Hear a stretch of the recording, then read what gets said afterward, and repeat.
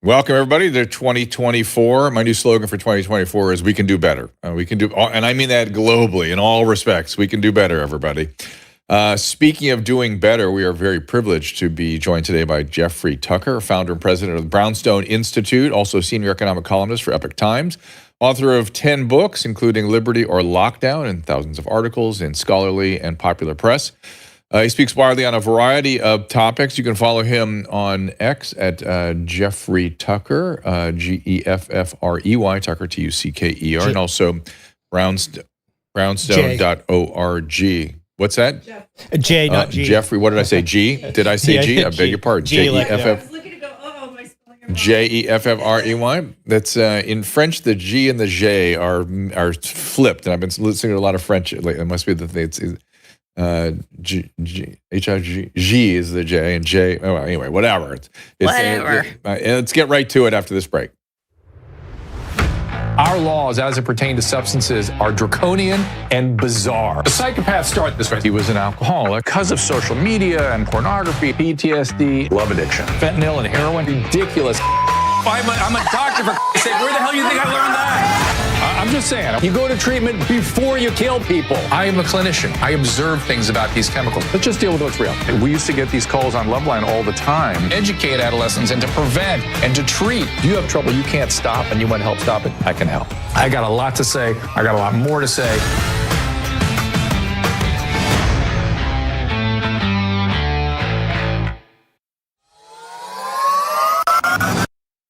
Well, most of my career, I've been urging people to kick habits, change habits. Well, this time, I'd like to suggest getting into the habit of adding Paleo Valley grass-fed bone broth protein to your daily nutrition regimen.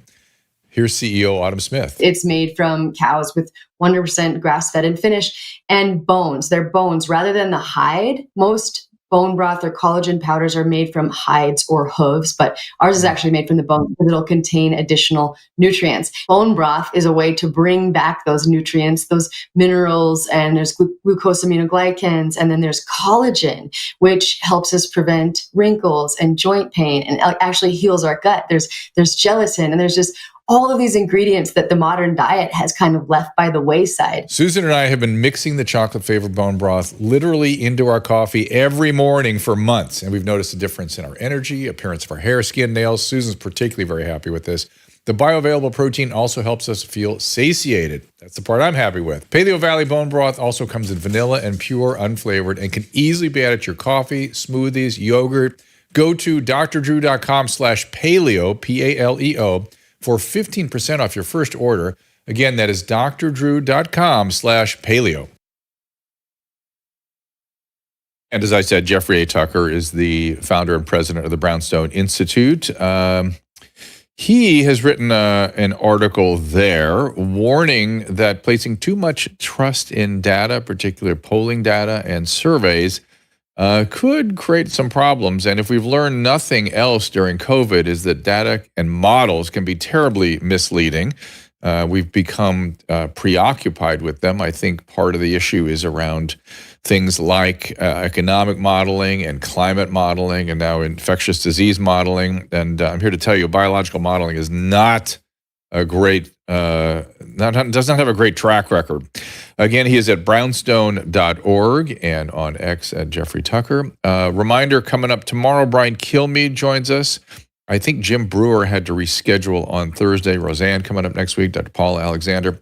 So we'll give you updated schedule soon enough. But right now, let's welcome Jeff Tucker back to the program. Jeffrey, thank you so much for being here. Well, it's good to be here. Thank you. And you can call me Joffrey if you want. I like that with the G. Joffrey, Jeff. Joffrey. Jeff. It's see, in French, it's A, B, C, D, E, H, H, E, G. Wait a minute. H, E, G is J, and A, B, C, D, F, G, whatever. I can do better. That's the point. I can do better. That's the cry for 2024. We can do better, everybody. So can I. So talk to us a little bit about that article and data. It caught my eye because for no other reason than for me, I've been noticing that data is being used to support any argument you like. And that is not how data was meant. That's not what data is supposed to be doing. One wouldn't think so. You know, your little introduction here reminds me that one of the things that flipped the Trump administration over to the lockdown side of things, because Trump had personally been resisting this based on, a common sense understanding of infectious disease. They come, they go, people die. Unhealthy people get a bug. But he was sending out on March 9th, 2020, tweets like, well, look, 70,000 people died from the flu. Why is everybody, getting bent out of shape here? 2 days later, he flipped on the other side. And part of the reason was that he was presented with these data models by fancy scientists, Neil Ferguson in particular in the UK, that said, look, here's our model. Look at my chart. Look, all these people are going to die. But if you lock down, they won't. So, he was put in a position of having been, sort of pressured to trust the great data scientists over his gut instincts. And then, look where that got us as a country. So I've been a little suspicious because as I've been involved in this COVID situation now for a very long time. Brownstone was founded in response to it. And and throughout the whole period, we've seen strange data manipulations going on. You see a startling conclusion. And then you're like, would that make sense? And then you look at it carefully and you spot the problems, or you have to get a specialist, to spot the problems. And then you see a long list. Like one of the common things in COVID was that you weren't considered, none of the people that were comparing the vaccinated and unvaccinated were considering people vaccinated until 2 weeks after the shot. Okay, that's going to change your conclusions about infections, about deaths, about lots of things.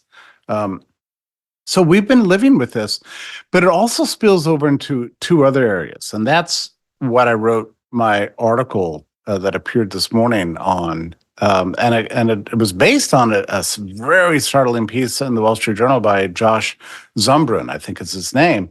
And he's the guy whose job it is to write about data. And he's just started off the new year with a column that kind of explains two areas in particular. It starts off with the opinion polls. It turns out that 20 years ago, opinion polls were genuine random samples of the population. They would just call people on the phone. People pick up the phone. They get flattered to get a phone call. Oh, sure, I'll talk to a pollster, no problem. Well, 90% of the polls 20 years ago were conducted this way. Guess what? These days, people will not pick up the phone. They just, or if they do, they think it's a spam call and they just get outraged. They don't want to share their opinions with anybody. So the pollsters have given up on this, which I didn't entirely know until I read this column. Now only something like just a handful of pollsters even try this anymore. All the rest, 90% actually, use these focus groups. So they find groups that they consider to be the cooperative people that they can trust, and they poll them again and again and again on their attitudes and follow changes and swings and use a normal distribution to extract that and then extrapolate that to the general population and then announce it as a poll. Well, is it? We don't really know. I mean, we've been following all the ups and downs of polling now on this race, but we have no hard evidence of truly anything yet, and we won't for a while. And yet we think we know who's up and who's down. I mean, I've been and which is a grave cause for manipulation. Like it was just like several weeks ago, suddenly the national press was all over Nikki Haley. Oh, she's great, she's great. Well, do you know anybody? I mean, I don't, who suddenly said, "Hey, I really like Nikki Haley." I mean, where did that even come from? I mean, what's it based on? Right. I mean, do we even know this for sure? So, and lots of my friends, especially in the economics world, say, "Oh, don't trust the polls. You should trust the betting odds." Well, and maybe they are more. I hear that too. Maybe they're more I hear that trustworthy, also. but you have to ask yourself, what are they based on? I mean, those in turn are based on perceptions of the polls. In other words, you have to make judgments on something. And the question is any of what we think we know even valid? And he also raises the point that it's true also for things like polls about the national mood. You know, we rely on these things. Are the American people satisfied, or are they not satisfied? Are they happy? Are they optimistic? What are they scared of? What are the issues that motivate them? We read all these things, right? we people in the opinion industry, or the knowledge workers, as they call us, care about this stuff. Well, what if knowledge workers? That's a new. I think sex worker has a higher appeal than knowledge worker. I probably got that from the New York Times, and my apologies. That's a pathetic phrase. It's all over the New York Times this morning. But anyway, people like us, we care about this stuff. Well, what if there's really no basis for any of these things, and we're really at sea? That may be true. So the second part of this article gets into the economic data. Now, this is what interested me in particular, because I have noticed, as you probably have, over the last, I'm going to say year and a half, that there have been some strange anomalies in all of the reporting data on economics. And I'm talking about factory orders, on CPI, GDP, all the things that require a vast collection apparatus. For one thing, the press releases that the bureaus are coming out with are contradicted by the particulars of the data itself. And so I scramble every time with the jobs reports coming out. And I've noticed they say, oh, look, there's 350,000 new jobs. Then you look at it and see the multiple job holders, and people who have not just a full-time job, but an additional part-time job, or the people who have lost full-time jobs and taken up 2 part-time jobs. And it gets a lot murkier. It turns out we have more multiple job holders now than ever before on record, ever before, at least according to the data.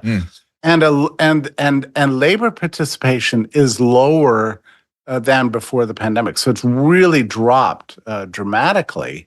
So you combine those two charts, which I think I did at some point, and it's actually alarming. So a lot of what's going on here is double counting, and it's been amusing, scary to compare.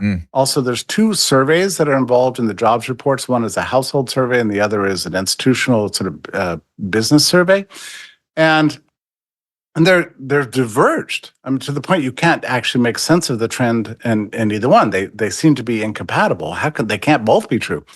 Well, what this Zumbrun column does is he explains that a lot of this data comes from surveys that these agencies themselves are collecting from people willing to give the answers.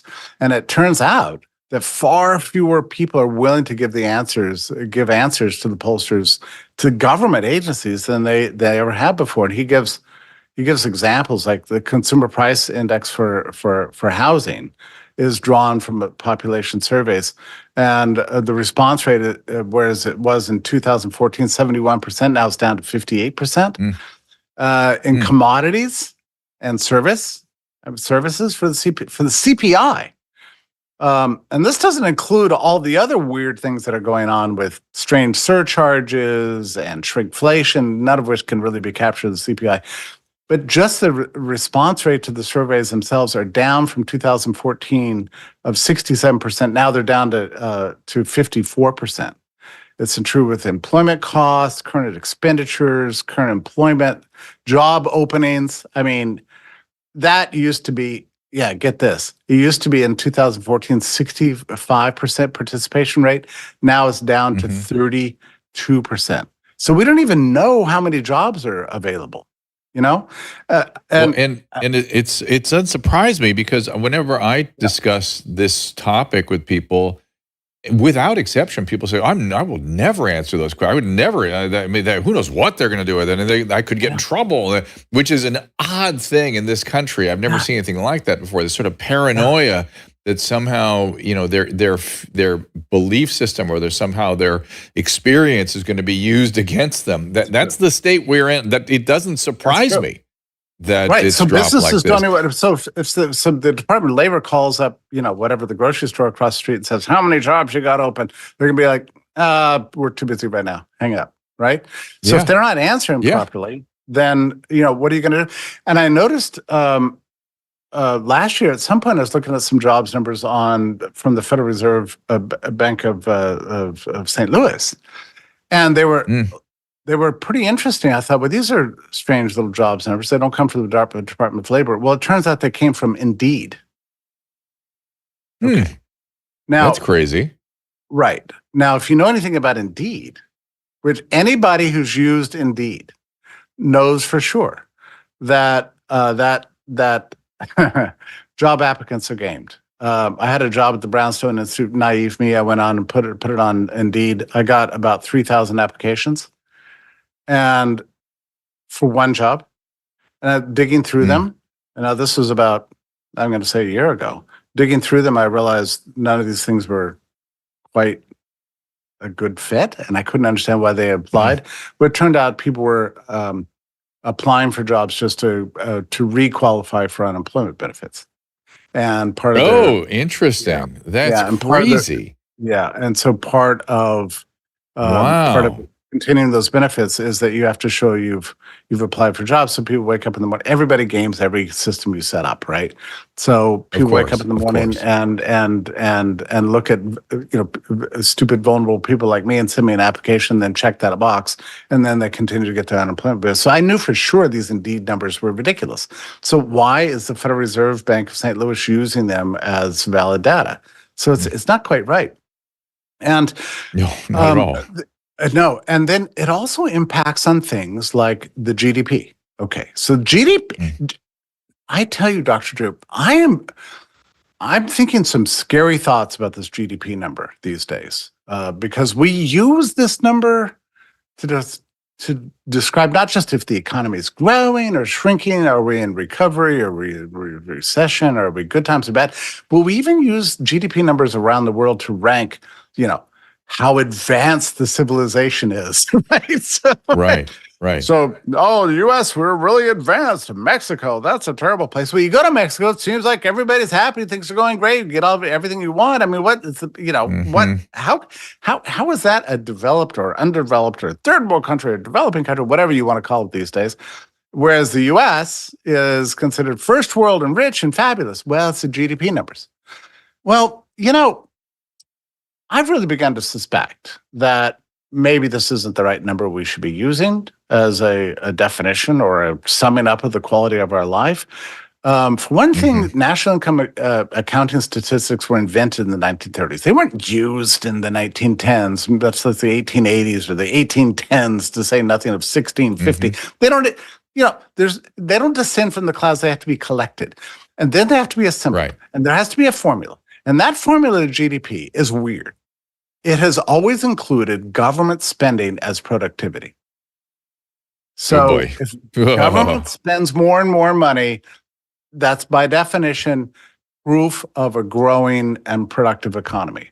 Now, that makes no theoretical sense. Maybe if you're living in a weird world of 1934 and you believe all the nonsense from fascism and socialism floating around, you're going to believe that. But nobody believes that now. And yet, that's still going on. I'll tell you another thing. The GDP counts imports as subtracting from the GDP, whereas exports add to it. Now, you could maybe justify that in the old days when there were these flows of goods and dollars back and forth, when it was all based on gold. So you'd have to ship gold out and bring gold in, and you could have a mercantilist sort of view, like, well, the more gold we have, the richer we are. The less gold we have, the poorer we are. Well, since 1971, that hasn't been an issue. And yet, the GDP calculation hasn't changed. It's still the case. If you import something, then that's a national loss. If you export something, that's a national gain.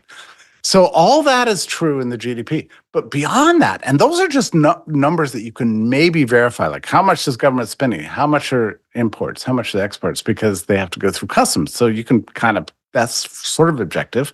But what about things like factory orders, or how many widgets you've made yesterday, or how many jobs are created?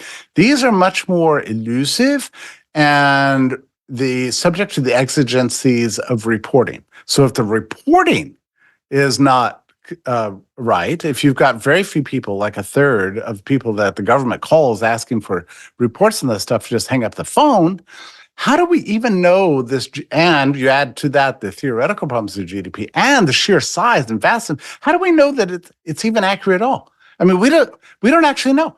I mean, my intuition is that since March 2020, we've been in a constant state of recession, and that we haven't actually gotten out of it. We're not going to go to a soft landing because we've never really taken off. That's my sort of intuition from just looking around and looking at debt levels and savings and real income and things that are more or less objective, it doesn't seem like a healthy environment. And yet the GDP comes out and they're like, oh, look, annualized in real terms, we're up 4% for the year. Like, really? Is that really true? Yeah, it doesn't feel, it's hard to believe, right? Yeah. And so based on this Zumbrun column, I concluded my article on this by saying, on one hand, this is catastrophic. If what he's saying is correct, it's catastrophic. Namely, that we know far less than we think we know.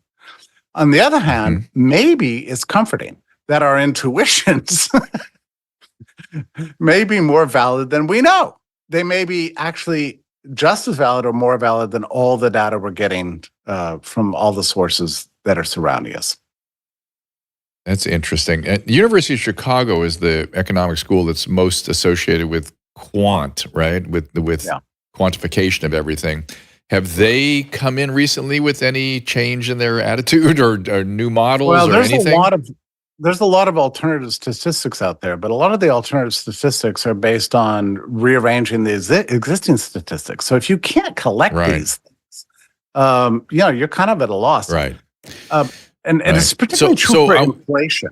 Inflation, we want to know what is the inflation rate, but I mean, have you been to a restaurant lately? You look at your bill, it's like always larger than the math in your head.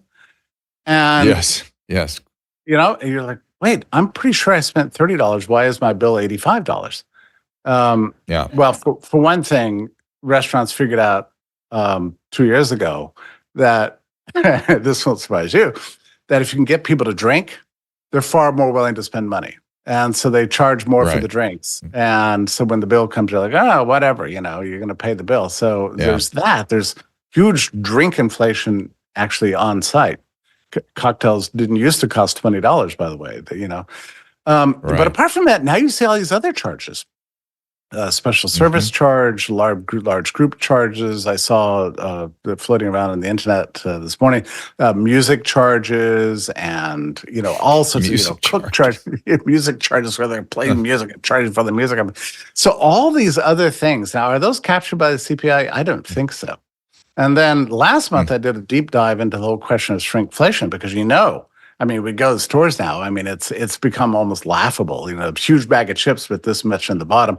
Or my favorite example is, I don't know if you've noticed this, but one of my favorite holiday treats is a cheese ball. And I guess,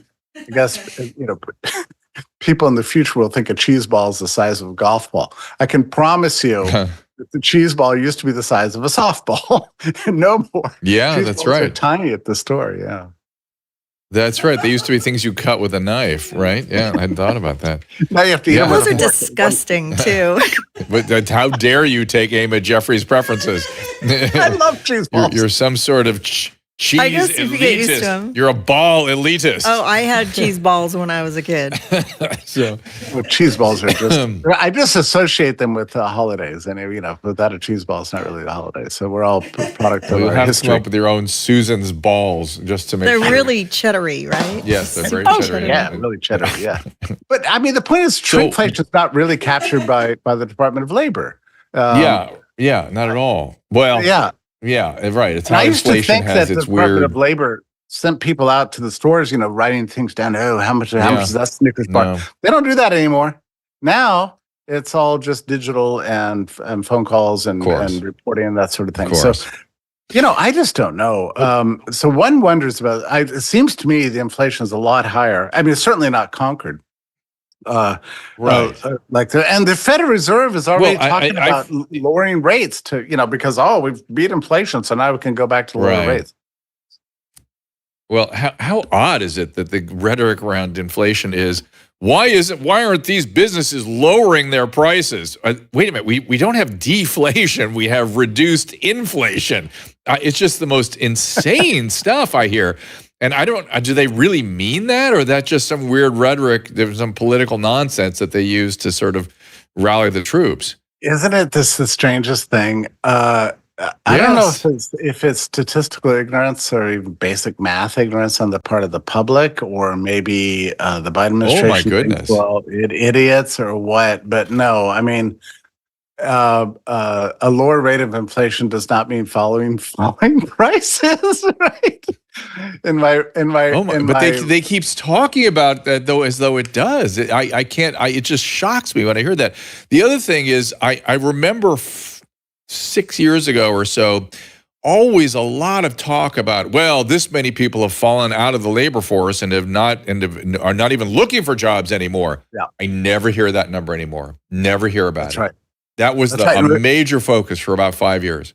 Yeah, and we've got lower labor participation than we've ever had since World War II. I mean, and it has not recovered since the pandemic. Since the pandemic response, since the lockdowns, it has not recovered yet.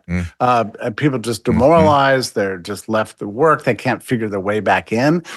One piece of data I would like to see that I've yet to see is how many professional women with with young children that used to work full time that dropped out completely because they could not find because the daycares were all shut, and so they suddenly became stay-at-home moms, and they couldn't get care for their kids. And they still can't. I heard that story. I heard that story a lot. I heard that repeatedly. Yeah, you've heard that story. Now I know many cases myself, but I have yet to see any data on it. And I know for sure that women's, in general, labor participation has not recovered to the extent that men's have. But I have not seen the data broken down by women with young school-age kids. I mean, that would be fascinating to me.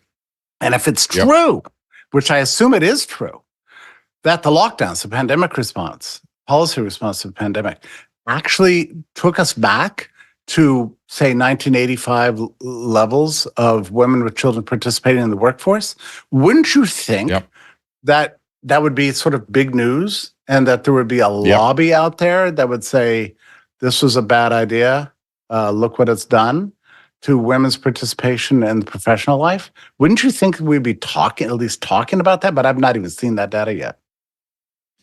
You're not allowed to, with any great degree of freedom, say out loud that lockdowns were a failure, or that there might be some issues with the vaccine. And these are things that if you say out loud, or that masks, surgical masks have never been shown to have any utility whatsoever. But you say that and people go nuts. Isn't it crazy? We're still not crazy. Really having a serious debate outside very small circles. Your show is one. Brownstone is dedicated to this entirely. There's handfuls of children's health defense and so on. But generally in the public culture, we're supposed to just move on as if it's all just fantastic. And by the way, this isn't just on the left. This is on the right too. I mean, we've seen this on both sides. Just yesterday, the National Review was celebrating the Trump response, not just for the vaccine, but for the ventilators and for the PPE he ordered from China. And they were going, "Oh, he did a great job on the pandemic response." So it's on all sides. Everybody got invested in the COVID response, even though it wrecked the country, even though everybody's still demoralized. Nothing is back to normal on any area, whether it's education or health or economics, you name it.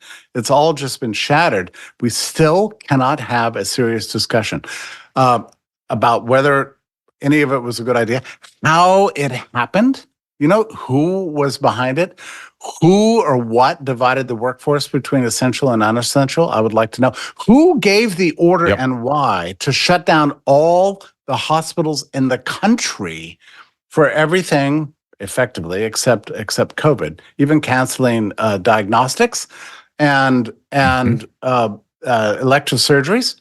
I mean, canceled them all. So they became all over the country ghost town. Who gave that edict? I still can't find that out. I mean, I assume it's somebody at HHS, but who was responsible for making that decision, and why did they think that was wise? And shouldn't we have some accountability for this? Well, forget accountability. I would just like some open public discussion of it rather than this weird silent treatment. Yes, I personally don't need accountability. I really don't want anyone to be hard. It's bad. We're in bad enough shape. We don't need to go around taking. Look, the guillotines are always a bad idea. If guillotines start to spread and other, it's just a terrible idea. We just need to take a look at this thing and see what we got wrong. My suspicion is it's Burke's. You read her book. I didn't read the book. I don't know if it was in any way alluded to there, but whenever you and I had this conversation last time, I'm going to say it again. Physicians that become evangelical on a topic do harm. That's it. Period. That's a universal rule. And she was evangelizing about lockdowns all over the country, and so the potential for harm was out of control right there. Yeah, for a better part of a year. Dr. Drew, I'm very curious what you think about this. You know, her thesis of the book was that SARS-CoV-2 was not a normal respiratory infection, so it required a completely different response, one much closer to an AIDS-style response, right? Where you try to keep everybody from getting it, even though it's fast mutating, even though it's fast spreading, even though it had an animal reservoir, right? She somehow thought it was AIDS. And the basis upon which she believed this, and the title of her book is called Silent Spread. She said that SARS-CoV-2, compared to other respiratory infections of the coronavirus family, had an unusually long period of latency. Mm-hmm. And turned out not to be that big a deal. That turned out not to be so. That's right. But do you remember in the early days of spring of 2020, everybody was screaming about the long period of latency? You know? Yeah. Because asymptomatic spread. That's all you heard about. Exactly. Everyone's a danger. Everyone's got cooties. Everyone. That's right. And they were throwing around pseudoscientific numbers. Here we go again. 14 days. Yep. That was the usual claim of the latency period of SARS-CoV-2. Well, it turns out there's no basis for this whatsoever. It has the same latency as you would get from a normal respiratory infection. You know, when I was growing up, the doctor would always say, well, you're asymptomatic for 2 or 3 days before, then you're going to have it for 2 or 3 days, or maybe a little longer, but 2 or 3 days before all your symptoms are gone, you're going to spread it. That's what they used to tell me growing up. And that seems more or less to be true for SARS-CoV-2. In any case, there's no evidence. It's closer. Yeah. But she did get right, though, that this was a more serious illness. See, that's the part we have to reconcile, is that the way this thing affected people, it was quite odd. And it's odd to me also that she knew that it was not that. Like, what did she know? How did she get that information? What does she know about the gain of function stuff? You know, because that's where this is kind of alludes to that. And you got to wonder, we need to get back to the source of this thing to understand what it was and where it came from and how this could happen. And if it really was manipulated by man, then we need to know that. We should understand that. And did they think it was a bioweapon? And so if you thought it was a bioweapon, you'd go out there with pretty aggressive stuff too. And so she got right. And by the way, if we're going to go protect people like we did with AIDS, you protect the risk population. That's what you do. You go get the people that are at risk, and you isolate the sick. And we did that all wrong. We got that all wrong, and we have to really look at that. They presumed all sorts of things. I think you're right. That look, I'm just guessing, because guess what? We don't have access. We don't know what actually they were saying between. I'm just going to make some numbers up between let's just say February 15th and March 16th, 2020. We don't actually know what transpired, who said what to whom. You know, who called Tucker Carlson to tell him to go to Trump? And what did Tucker Carlson tell Trump? And then when Trump went back to the White House, what did Birx tell him? You know, and who was saying what to? We still don't know. Nobody's talking. Yep. That's right. It's all classified. But I think your intuition here is correct.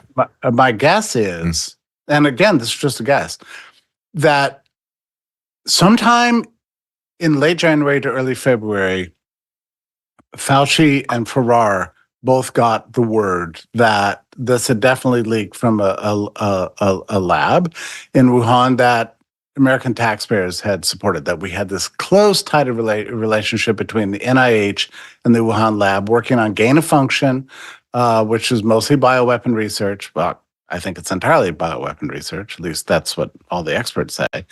And that something had leaked, so they thought that it was a kind of bioweapon, and maybe they believed it was a retaliatory bioweapon to respond to Trump's trade war.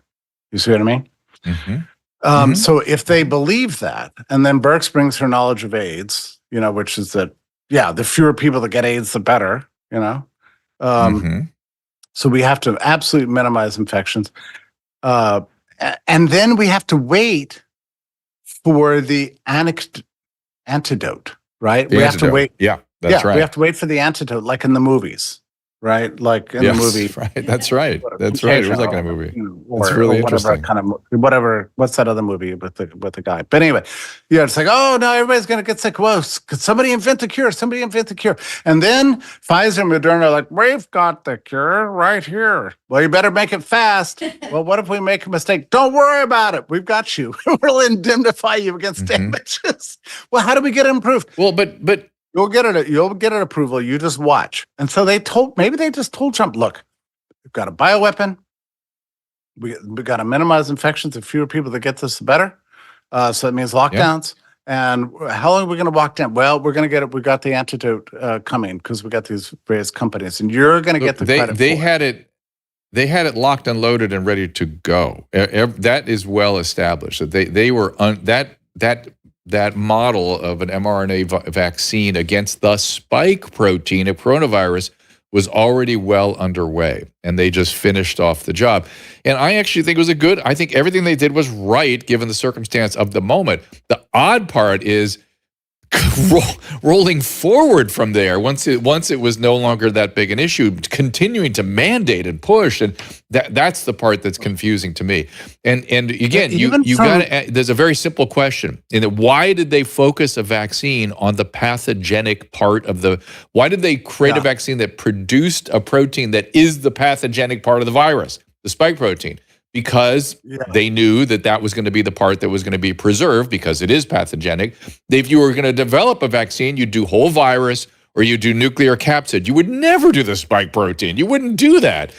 And that's what they did. And that's what they continue to push. And strangely, Covaxin is still available. Covaxin, a whole viral vaccine, is available. You don't hear anything about it.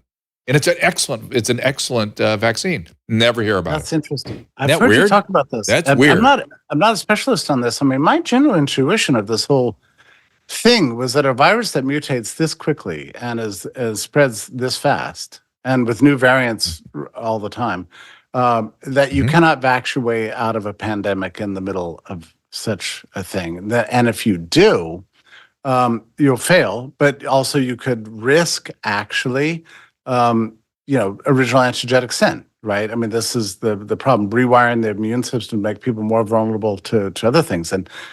And also we had never had a successful vaccine for a coronavirus ever. So I knew all this going into it. So I was very suspicious of these claims of the magic cure is going to come along. And it didn't come along until November. You remember Fauci deliberately delayed its release till after the election, which I don't understand why that's not a scandal. But anyway, we know for sure he deliberately delayed the vaccine until after the election. And then it came out, and I was startled at how quickly it did. But I never thought. I mean, to me, then getting COVID was always the solution. I'm not saying you should go out and deliberately get it, although I was not exactly careful myself. But I had seen the demographics of danger from mid-February 2020, Dr. Drew. That's when we pretty much had the data on who the vulnerable populations were. So we actually do it well before that too, of course. Really? Oh yeah, it's obvious. It was right away. It was very clear. But okay, debatable. All right. Mid-February. You say February 2020 of 2020? Yeah. I thought you were saying 2021. No. Yeah, that's about right. I think we had enough data from mid-February 2020. Yeah. To know who the vulnerable populations were. Maybe not a month earlier. For sure. But by mid-February, we had enough data, and we could have known who the vulnerable populations were. And the normal strategy under those conditions is to alert the vulnerable. There's a new pathogen out there, and everybody's going to get it. Yeah. Ideally, you would if you're afraid of it, if this is your choice, if this is something that concerns you because you have other health issues and things, herd immunity will arrive.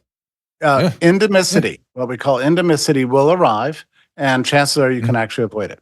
That Yeah.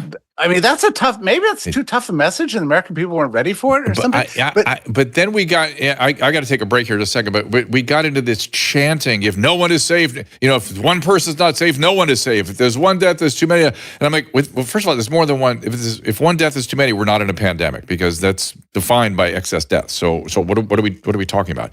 And then if one person is not safe, no one is safe. And then if you don't adhere to that, you're a bad person. You don't care about other people. It's like, what the hell do you, it's just the oddest thing. But hold the thought, they're about to come out of your mouth. We're going to be back with Jeffrey Tucker, brownstone.org, right back after hearing from the people that help us to do this project. So pay attention. Ladies and gentlemen, it is the holiday season, and our friends at Genucel Skincare want to give you the gift of younger looking skin with their best sale of the year. For the first time ever, get over 60% off our favorite skincare bundles at Genucel.com/Drew. Genucel has so many products that Susan and I love. Genucel's XV Moisturizer. It locks in moisture, making dry spots a thing of the past. It's especially great with the colder weather coming in.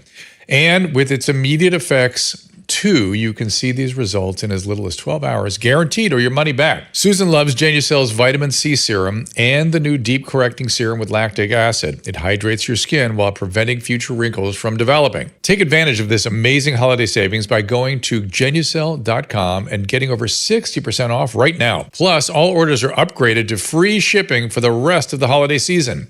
Use code DREW at checkout for an extra 10% off your entire order.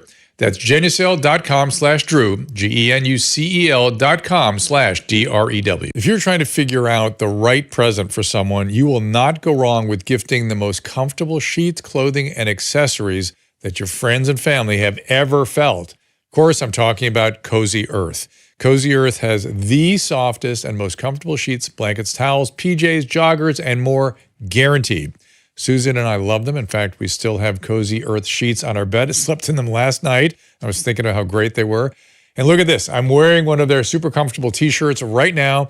I just can't get enough of Cozy Earth. Their sheets are durable, machine washable, and come with a 10-year warranty against defects. So no surprise that Cozy Earth's brand has been featured on Oprah's Favorite Things for 5 years in a row. Whether it's their luxury pajamas, super soft bedding, loungewear, or plush bath towels, you will love shopping and gift giving at Cozy Earth. Here's my gift to you this holiday season. Go to CozyEarth.com, enter code DREW to save 40%. That's CozyEarth.com with code DREW. CozyEarth.com, code DREW, save 40%. I think everyone knows the next medical crisis could be just around the corner, whether it comes in the form of another pandemic or something much more routine like a tick bite. You and your family need to be prepared. That's where the Wellness Company comes in. You know the Wellness Company. We have their physicians on like Dr. McCullough frequently. The Wellness Company and their doctors are medical professionals you can trust. And their new medical emergency kits are the gold standard when it comes to keeping you safe and healthy. It's a safety net. It's an insurance policy absolutely. That you hope you're not going to 100%. need, but if you need it, you sure as heck are going to wish you had it if you need it. Be ready for anything. This medical emergency kit contains an assortment of life-saving medications, including ivermectin, Z-Pak. The medical emergency kit provides a guidebook to aid in the safe use of all these life-saving medications. From anthrax to tick bites to COVID-19, the Wellness Company's medical emergency kit is exactly what you need to have on hand to be prepared. Rest assured, knowing that you have emergency antibiotics, antivirals, and antiparasitics on hand to help you and your family stay safe from whatever life throws at you next. Go to drdrew.com/TWC. That is DRDREW.com/TWC to get 10% off today. Just click on that link. We are back with Jeffrey A. Tucker, brownstone.org. Jeffrey, welcome. I interrupted you. You had something at the tip of your tongue. Is it still there? Oh gosh, no. Except I do have to some good news maybe for you. The last 3 days have been whatever you call these holiday weekends, a 3-day weekend. Mm-hmm. And I used it to finish up my next book, which is Life After Lockdowns.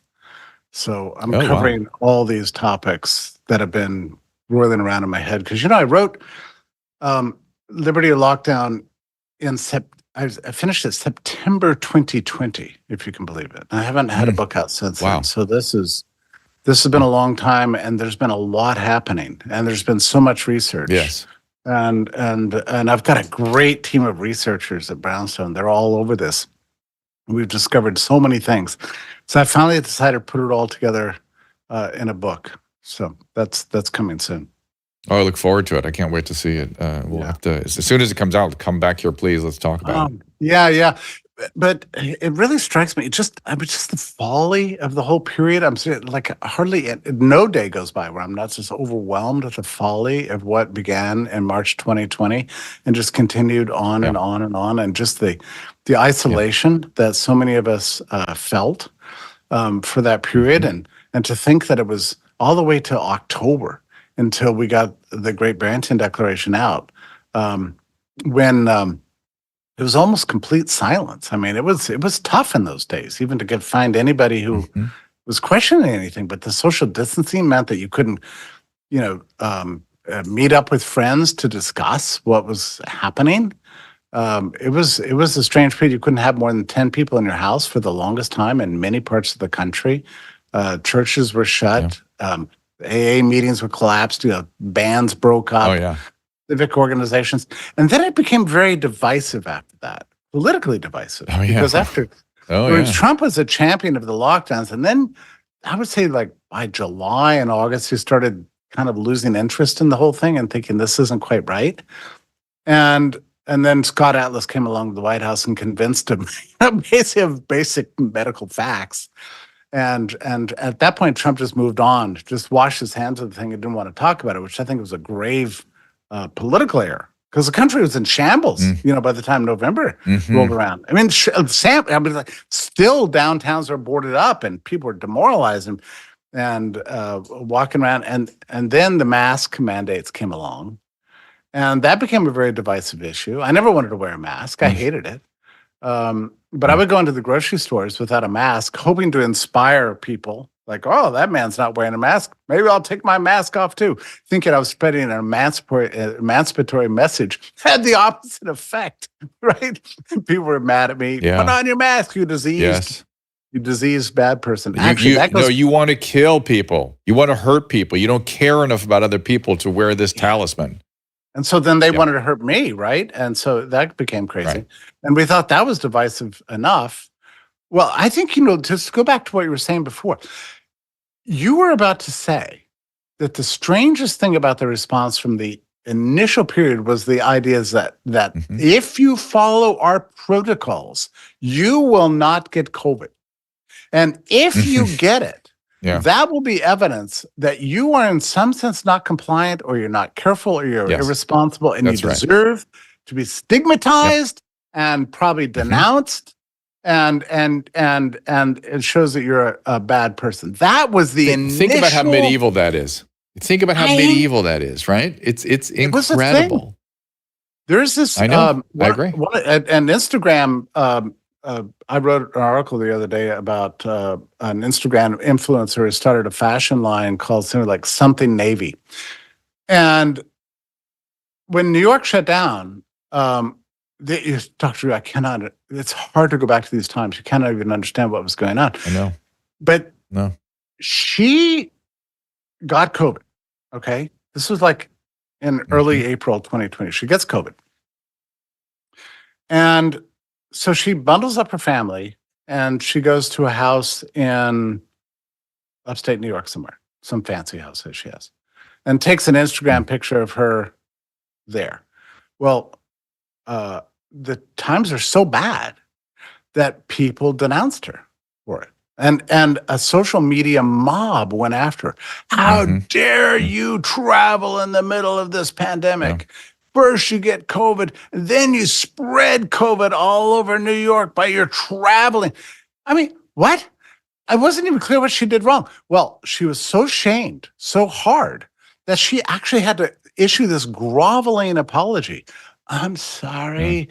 I pledge to take COVID really seriously in the future. I'm sorry I got sick. I'm sorry.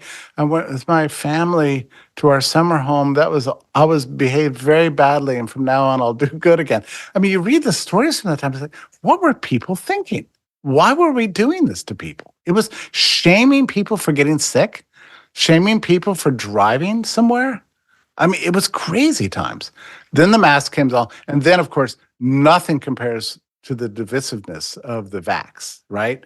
That's what split families, broke up communities, ruined churches. There was no chance of putting society back together again after that. And then we had this aggressive campaign that came from the Biden administration that all the unvaccinated people are prolonging the pandemic. This is a pandemic of the unvaccinated. That's pandemic what they said, and they were issuing yes. fake science to back this up, and it was all fake. You know, we didn't have to go into it, but it was all fake science, and it was amazing because. Will that be in your book? Yeah. Okay, I cover good. all this stuff. Good. I cover all this stuff, but to say that the unvaccinated were causing everybody else to suffer, it was a revival of early medieval practice, which in those days we had a thing that we called the flagellants. I don't know if you've ever heard of them. Mm-hmm. The flagellants were an interesting crowd because when the plague would come along, the theory was that the plague was punishment by God for our sins. And this was because people weren't going to confession enough. They were doing bad things. They were partying, having fun, and God finally got sick of it, sent a plague. So the flagellants were a group of deeply religious penitents that would travel from town to town and wearing sackcloth and ashes and sad clothes, and like in the Monty Python skit, that there was a real thing. So why? But here's the question: why did they travel? Why did they go from town to town, and why did they always go to the center of the town? Well, the reason was to shame everybody else. Yeah, and their message was, I am having to suffer because of your sins, because you're sinful and impious.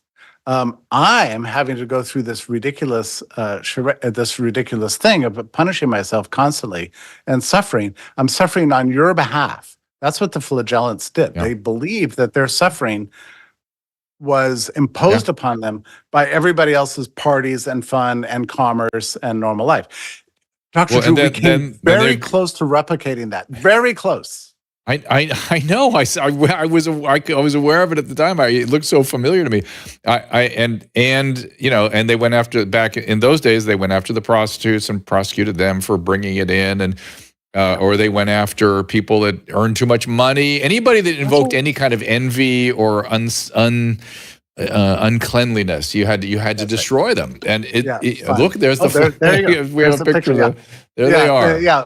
If you were dancing or going about your business like life is normal, the flagellants showed up to make it clear that your fun was coming at their expense and they're suffering. They're having to suffer an extra amount because of what you're doing. I mean, we reproduced this almost to a T.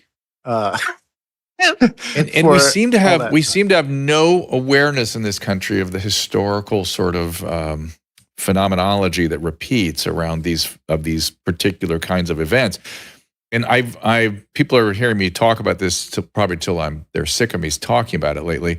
But I've been really digging into the French lately. I happen to be studying their language, and I started listening to academic lectures about. Well, first of all, when we were in France about a year and a half ago, I was struck by the youth who were in the streets campaigning, demonstrating against vaccine mandates. And they were very explicit. This was a country built on liberty. This is not an expression of liberty. You've told us we are young, we're not at risk, and now you're going to force us to get a vaccine? No. And I thought, something is going on here. This is interesting. And it's young people. While at the same time, at that period of the pandemic, this country's young people was asking for more mandates, more masking in college, more vaccines. It was so bizarre and odd. And so I thought, wow, this is something going on. And the other thing that started to happen over there, because I'm listening to them very carefully, I just feel like there's something there that is the beginning of something, and that something is something likely to grow. That they're looking at their history that has had they call it the black myth or something, of Napoleon and Robespierre and Danton. And they're going, now, wait a minute.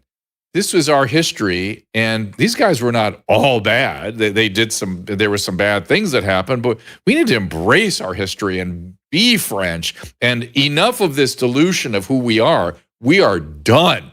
And we are they're re-embracing Napoleon in particular, which is a very odd thing for them to do. And they're like, this guy, there's some things that happened, and really it was the British that made him look so bad. And the point is, their identity, their culture, their dedication to liberty is really coming on. I don't know. I think there's something happening there. Yeah, it is interesting. Yeah, I don't know if I'm seeing that so much here. At least I'm not seeing much evidence. No, there's none of it here. None of it here yet. Yeah, it's. Go ahead. Well, part of the problem was that prior to the pandemic hysteria, you had a whole generation or two or three that had really lacked meaningful, what we call meaningful lives, or a sense of mission and meaning in their lives. And so when you had this sort of dramatic thing come along that seemed to be life-threatening, with a series of wild protocols from, don't dance and drink, and douse yourself with hand sanitizer, and here's your special mask to wear, and here's your special shot to get. It was like a religious experience for many of these people. Literally, the first thing that had ever really happened to a whole generation of kids that have been raised on Instagram and then TikTok, and their lives are boring and prosperous. And this was exciting. It was a chance to suffer, to do something meaningful, to browbeat others, to throw themselves into some big cultural war. And yeah, it was really tragic. I mean, at least in my experience, the people who were most fanatically attached to all the COVID protocols were the under 30s. They were the people that were all into it. And you remember the earliest press conferences of Dr. Birx. You remember, I think even from March 16th, 2020, she made a special appeal to the young. Join me in these efforts. It's going to be up to you to convince your parents. It's really up to the young. Oh my God. People. It's a Hitler Youth. Yeah, that's what she said. That's what she said on March 16th, 2020, that initial lockdown press conference. Report the unclean. Report them. Yeah. Oh my She gosh. made a Shame them special and appeal report to them. young It is people. there's a certain feeling I had during the whole, that like 2 years. California, you got to remember, we blocked down for 2 years. There was a refusal to open the schools, refusal to do anything. And we had in this county, in LA County, we had this yellow, red, green scale that we had to achieve in order to be released from our lockdown. And the green, I wish I'd saved, or I probably took pictures of it somewhere. The green category was literally, we would not be there right now. There's too much COVID around for us to be, it was a zero COVID policy very clearly. And I kept saying, we're never getting out of this thing if we continue to follow this. Right, and the data was fake, probably, or at least contingent highly on testing, right? Which we all assumed. Boy, haven't we learned? I've learned a lot. Early on, I believed all these charts that I was seeing online. What a great time to be alive when we can see the whole progress of a disease. Oh, it's there. Oh, now it's gone. Oh, now it's popped up somewhere else. Well, I didn't realize a lot of this Our World in Data stuff. That we used a website that was funded by FTX, by the way. But that Our World in Data, was all based on the collection, which in turn was contingent upon testing, which in turn was dependent upon the accuracy of the PCR tests. So what was that website called? The COVID. Remember, we used to go to it every day and read the charts. Yeah. I thought I was getting some picture of reality. And looking back at it, it's like, what? I mean, COVID's probably spreading from October 2019, but we didn't see that in the data. And so, when Trump was panicked, like, oh no, we're getting more cases. Well, maybe we weren't getting more cases. Maybe we just had better testing. We just don't actually know these things. But yeah, I believed all that. So I'll tell you something else that's interesting about your little color scheme. They used it in New York too. But you know what? It's very interesting to me about this. It was LA County's thing, Caleb. It was not the state. It was LA County deal. State had their own thing. But go ahead, Jeffrey. Yeah. Well, one of the things that's interesting, Dr. Drew, is remember sometime in mid-April of 2020, Trump was sick of it. He was like, look, this is just ridiculous. We really need to start thinking about reopening. You're right. He talked about Easter. But he was really, thinking, look, we really need to open up. And Jared Kushner comes up to Trump and said, look, it's a huge mistake for you just to say, oh, open everything, let's end the emergency, go on with like that is a huge mistake. Because we've got science behind us. We have a reopening plan. And you have to follow the plan. That way we can reopen safely. And it's like, oh, yeah. What is it? Well, I have an article about this. This a chapter in my book about it. I call it something like the reopening racket, something like that. But it's so convoluted. You have to go. I can't remember the exact details, but it was something like you had to be 14 days with 80% testing, with a 20% decline that hasn't changed. Right. We had stuff like that. You had to meet like four or five conditions, and the strange thing about those conditions is that it wasn't as if you qualify for the conditions one time and then you're open. Then life's normal. Right. That wasn't it at all. You go back. It was the conditions could change at any moment, right? So suddenly, and let's be clear. You say there's science behind it. It was all made up. It was completely out of thin air. It was brought to us by the people that brought the 6 feet distancing nonsense that was also same people pulled out of thin air. This is not science. Right. So it's astonishing. The reopening plan was designed to mollify Trump's desire. I mean, it was very clever, right? Oh, we're opening, Mr. President. We are opening. But we're doing it scientifically. Okay. Well, it was a strategy to keep him buying into the lockdown stuff. So he shut up about it, and it worked, right? For another 30 days, another 30 days, and another 30 days, and so on. It went, but that was a scam from the very beginning. And same with the license, what you call LA County. It wasn't as if you're in a green zone, so now you can just go about your life. No, at any moment. You could have what they called in Australia. Remember what they called in Australia? Flash lockdowns. Remember that phrase?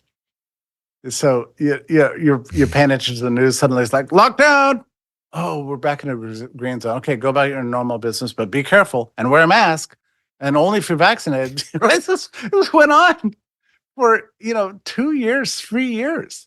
Unbelievable. And it seems like so few of our particularly federal representatives are really going after this. I mean, Rand Paul still has it in his craw, I guess, and a few others, but I always worry when they get too focused on retribution and consequence and all that stuff, because of course people are then going to defend themselves to the absolute highest. They're going to absolutely prevent anything from just like you were in a court of law where you were being threatened with some terrible consequence. You defend yourself. No more defense. Let's just look at what happened. Right. Let's just examine it. Let's just find out. Let's just find out who knew what, when, and who said what to whom, and who made all these plans, and how did they get approved? And did they ever worry that maybe this was contrary to the Bill of Rights? It would be just nice to know. This would be such a moment of national healing. Right. Yeah. And this is important. And, Dr. Rube, we were talking earlier about how people are not talking about this anymore. Like, you don't hear about it in the, national media. The candidates are not debating the COVID response in their debates and things like that. But I tell you what, and you've probably been through this too. Anytime I meet with people, even people I've just only recently met, and we have 10, 15 minutes, 30 minutes, an hour, a lunch, and the topic comes up, people have such tragic stories. People are seriously still thinking about this. How did this happen to this country? Look what it did to my family. My friend owned a business. It was successful. It went out of business. People are still hurting from this. Deep hurt. But they also, I agree with that 100%. And also they are prone to getting into these bizarre conflicts where everyone's, I literally am aware of it as feeling my abdominal muscles tighten up when it's right here when we get into it.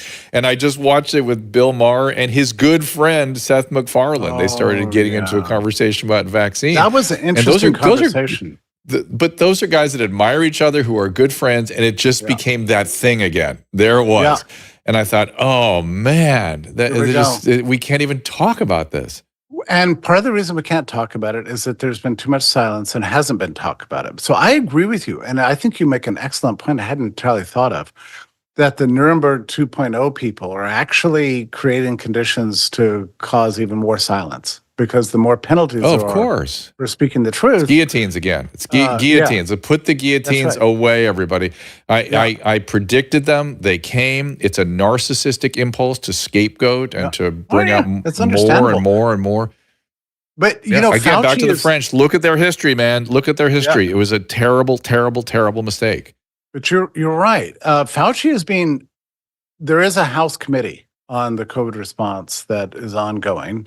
And now they're coming back into session, and they are bringing Fauci in 2 weeks. He will testify again, in particular on all sorts of issues about what that paper that came out in, February 2nd? Nature? The Nature article? The initial draft was produced by February 4th, I think, 2020. It was a letter. It was a letter to Nature. I've read it carefully. It was good. It actually was good. If you really read it, it's very compelling. It's very good. I've listened to podcasts about various authors, lead authors in that group who talked about the experience of bringing it forward. They'd convinced themselves. It was not a lie, and they were not coerced, and it was an argument. That's science. That's science, everybody. It was an opinion. You're talking about the initial one denying the lab leak? You're talking about that paper? The one that really supported the animal, the wet market source. Yeah, that was it was good. It was a little oddly fast, but it was not an article. It was a letter. And those can be done quickly, and it was fine. I have no problem with that. But then to condemn the re-examination and to look at alternative explanations, that's the part that is the problem. That's the non-science part. That's the disgusting part. Make a good point. And by the way, they're undoubtedly, the Chinese Communist Party has a department of cognitive defense. They have a brainwashing department that is part of their military. And trust me, they were hard at work during all this. And if you look at anybody out there, if you behaved in the following way, silencing anybody who brought up the examination of the lab leak theory, you silence them, you were doing the work of the Chinese Communist Party. They were the ones whipping that into a frenzy, and you fell for it. You were brainwashed. Look at what you did. Those are the people that I want to really examine themselves. Fascinating. Yeah. Well, we may find out more. Look, we're not going to find out the full truth from Fauci in 2 weeks. We won't. But we will get some more clues of where else to look. For me, this whole thing has been like an Agatha Christie novel that never ends. Right. Evermore. Right. Chapter 450.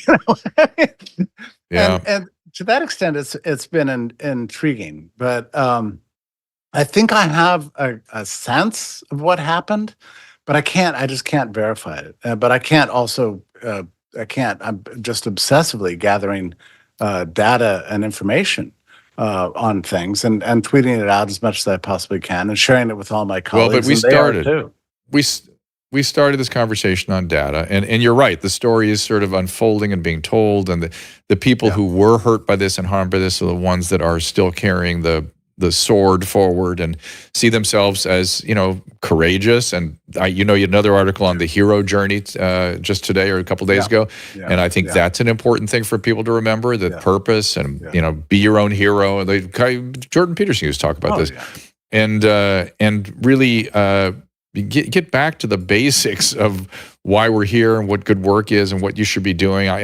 Both you and I are doing this thing. We're talking about this topic. This is what I expect to be doing right now in the beginning of 2024 at all. But we're doing it because it's important. And we really, I can't imagine not doing it. And think about all the issues that are impacted by this COVID response. Yeah. I mean, so we've got the inflation, problem. We've got a loss of confidence in our institutions, whether it's academia or media or science in general, to say nothing of government. The learning losses are continuing to increase. We initially thought it was 1 year. Terrible. Turns out it's 2 years. Turns out it's 3 years, 4 years. We've got the excess deaths. We've got substance abuse problems, which we all know. We've got dramatic declines in public health. I mean, the obesity rates are going through the roof. People had put on 20, 25 pounds, and now people are getting addicted. We've got another round of pharmaceuticals, and people are popping pills to lose the weight, which is fine. Listeners do that. That's what you want to do. Okay, I have plenty of friends doing that. But just the crisis, the cultural crisis, the economic crisis, the education, and just the loss of trust. That's the thing that I never knew or understood what it would be like to live in a world in which there was such a loss of trust in all of our basic institutions.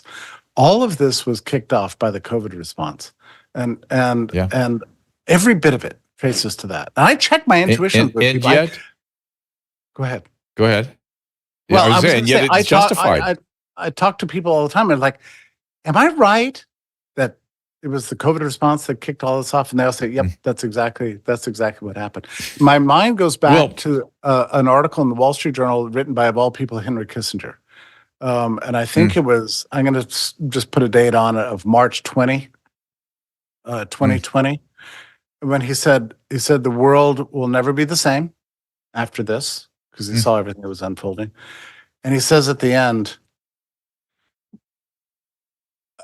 governments better get this right, or else we're going to discover at the end of it that the world is on fire.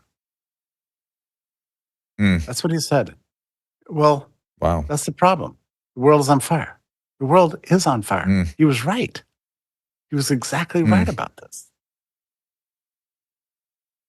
That's why we need to talk about it. That's why we need truth. There is a flip side to that, which is to say that the skepticism now is well earned and appropriate, and maybe it's good that we are more aware of these things and we can work to correct them. And maybe let the fire be a little kindling, a little smoldering, rather than a conflagration. That's a good way to look at it. We've all made it this far. And I would say that 2023 was a year of kind of putting the pieces back together for all of us, and coming to terms with our new reality, our new views on things. I don't know anybody who has the same view of lots of things, politics in particular, that's right. Philosophy or ideology. You name it. We've all changed throughout the course of the last 3 years, and so that was last year. And what's your prescription for going forward? Do you have a 2024 has to be the year of stabilizing and settling into the new us, coming to terms with what it's like to not without hysteria. Without hysteria. Come to terms with what it's like to live in a world without trustworthy institutions, but still finding our way towards living a good, beautiful, productive, happy life where we strive to serve ourselves and serve others in a traditional way, and rekindling virtue, good civilized norms, basic moral principles, heroism in our own lives. That, I hope that is what 2024 will be about. I know in my own life, that's the way I look at it. So may that be true for everyone. And certainly, if you look at every great epic poem or piece of literature from certainly ancient world, you find something like that in there, which is Voltaire put it down to cultivate your own garden. And Gilgamesh said, go back and be the king and serve your community humbly.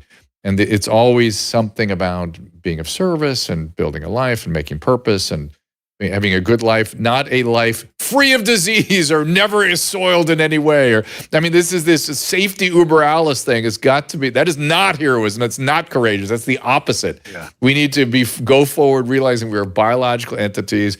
We take reasonable risks. We don't hurt each other, but that we should expect as biological agents, shit will go down in some fashion at some point in each of our lives. Yeah. And we'll do the best we can to mitigate that, but that's how it works. In the meantime, about leading a good life is look, do you think Jesus was happy at the end of his life? You know what I mean? But he lived a good life. Did you think he didn't suffer? No, he suffered. He led a good life. And so good life is often a life that requires a little bit of sacrifice or some discomfort at some point for all of us. There's one other point. I'll let you say the last word.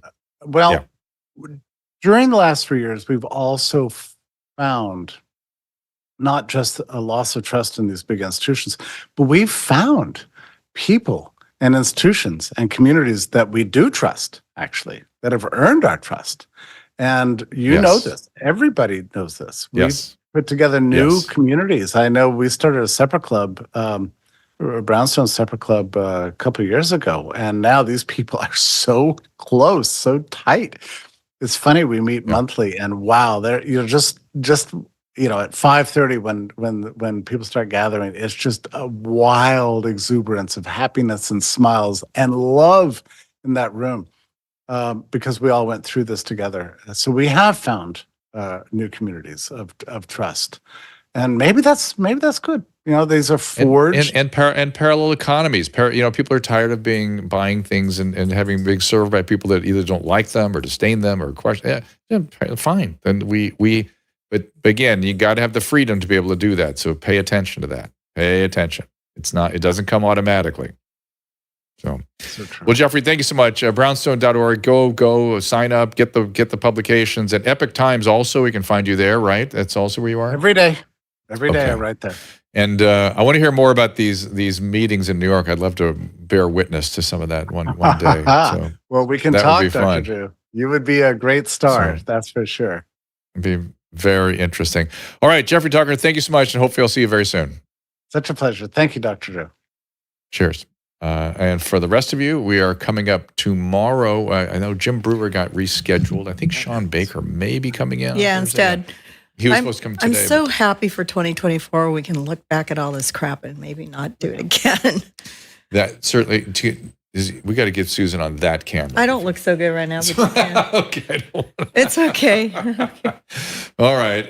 I disagree. I don't have a bra on. I'm sitting here. Yeah, it's really, that's desperate times. And so coming I know you like to show me off. Kill Me tomorrow. And then Sean Baker, I think, on the 4th. Roseanne on the 10th. Dr. Paul Alexander, the 11th. Emily Bart's been hard at work scheduling She is. She's working her bones, fingers to the bones. Again, a shout out to all the people that make it possible to do this show. Please listen to these. DrDrew.com/sponsors has all the links for our sponsors. Buy something. Yeah, we appreciate it. But speaking of parallel economies, it keeps the boat afloat. We appreciate it very much. The bone broth's amazing. I had it today. And when I heard that ad about it, I was thinking, I should have taken. I didn't have it today, and I miss it. It really is a great product. I had it. Such a great product. Okay, but again, more to come. We have more coming, by the way, with the Wellness Company. I have some really, really interesting things to empower patients. I am very excited. You don't even know about this stuff yet. Very excited. Foreplay 2 on Rumble says, I love you, Dr. Drew. Thank you, Foreplay. Kevin McKiernan. I don't know who that is. Jep said, I bet you look beautiful, Susan. I love you, Jep. Yes. I look good on the radio. She does. No. She has very high standards, though. Okay, everybody. Well, it's great to be here in 2024. Jeffrey did not disappoint. I thought that was a really interesting way to kind of kick things off and get the year going a little bit. Is it me, or does it feel like the world, except for the poor people in Japan that had that big earthquake, everything is everybody's kind of uplifted and ready for change? Or I feel like people are done with a lot of stuff. They're really frustrated and done and want to find something more. I feel like it's something more compelling. Like they want to be excited about life and the country they live in and their jobs they're doing, that people are looking for traction. It's sort of like, it feels like. I mean, I feel like we have more offers for sponsors. People feel like they have more cash flow, and we're like. Well, maybe it is the economy. Maybe that's a lot of it too. Because if that really starts to go, I think people will feel. And then maybe there's something happened in the economy where the home prices are, I don't know, the interest rates weren't going up or something, and got us a little excited. Maybe. Back to Kevin McKiernan. We have requested him, but he didn't get back to us. If anybody else has a contact or can help us with that, reach out to him. We'll be happy. We'll talk to him. I think she's booked way into February. So I know, but we got a whole year to do here.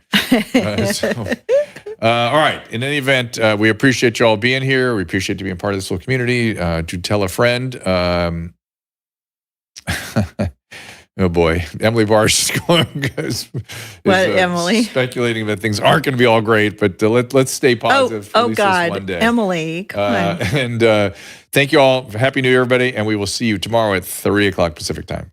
Ta-ta. Ask Dr. Drew is produced by Caleb Nation and Susan Pinsky. As a reminder, the discussions here are not a substitute for medical care, diagnosis, or treatment. This show is intended for educational and informational purposes only. I am a licensed physician, but I am not a replacement for your personal doctor, and I am not practicing medicine here. Always remember that our understanding of medicine and science is constantly evolving. Though my opinion is based on the information that is available to me today, some of the contents of this show could be outdated in the future. Be sure to check with trusted resources in case any of the information has been updated since this was published. If you or someone you know is in immediate danger, don't call me, call 911.